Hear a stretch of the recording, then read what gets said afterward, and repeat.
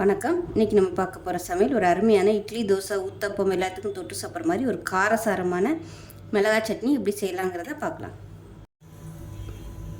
இப்போ ஒரு பவுல் எடுத்துக்கலாம். இதில் 10லேருந்து 12 வரமிளகாய் சேர்த்துக்கலாம். இது கூடவே சின்னதாக ஒரு லெமன் சைஸுக்கு புளி எடுத்திருக்கேன். அதையும் சேர்த்துக்கலாம்.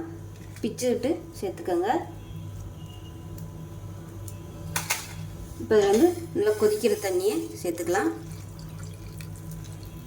இப்போ இது நல்லா ஒரு அரை மணி நேரம் ஊறட்டும். இப்போ பாருங்கள், நல்லா ஊறிடுச்சு. புளியில் அதாவது விதை நார்லாம் இருந்துச்சுன்னா தனியாக எடுத்துருங்க. இப்போ இதில் எதுவுமே கிடையாது. இது சுத்தமான புளி தான்.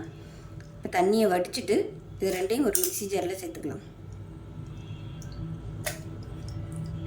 இந்த தண்ணி வேஸ்ட் பண்ண வேணாம். தேவைப்பட்டால் அந்த தண்ணியை ஊற்றி அரைச்சிக்கலாம்.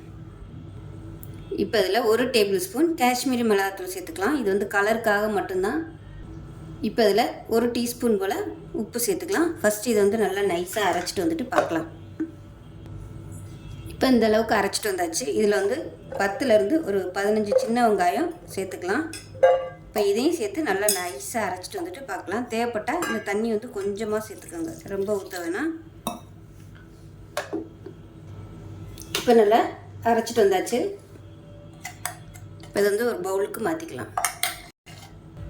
இப்போ சட்னி வேறு பவுலுக்கு மாற்றிட்டேன். இப்போ இதில் பார்த்தீங்கன்னா நல்லா ஒரு 3லேருந்து 4 ஸ்பூன் அளவுக்கு நல்லெண்ணெய் சூடு பண்ணியிருக்கேன். இப்போ இந்த நல்லெண்ணெயை இந்த சட்னியில் அப்படியே சேர்த்துக்கலாம்.